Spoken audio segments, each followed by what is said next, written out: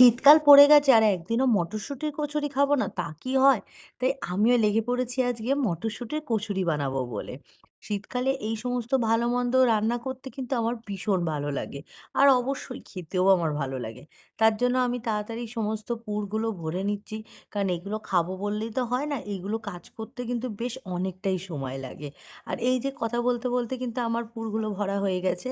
তারপর মা আর আমি মিলে সমস্ত কাজগুলো করে নিচ্ছি। আমি এখানে কচুরিগুলো ভাজছি আর মা এখানে আমাকে সমস্ত কচুরিগুলো ভেজে দিচ্ছে। আর এদিকে মামাও এসেছিল সন্ধ্যেবেলায়। মামাকে বললাম, "মামা আজকে মটরশুঁটির কচুরি হয়েছে তুমি খাও।" তাই কচুরি, আলুর দম আর পায়েস বানিয়েছিল মা, তাই দিয়েছিলাম। আমাদেরও কিন্তু রাতের ডিনারটা বেশ ভালোভাবেই জমে গেছিল। আর আনশুবাবু কিন্তু দাদুর কোলে গিয়ে বসেছিল পায়েস খাওয়ার জন্য। আসলে ছোট মানুষ, মিষ্টি যতই দেব না বলি, একটু, একটু তো খাওয়ার ইচ্ছা করে। আর ও কিন্তু মিষ্টিটা খেতে দেখেছি ভীষণ ভালোবাসে। যদি কিছু মুখে দেওয়া হয় তাহলে ও খুব ভালোভাবে খায়। যাই হোক, আমাদেরও কিন্তু রাত্তিরে ডিনার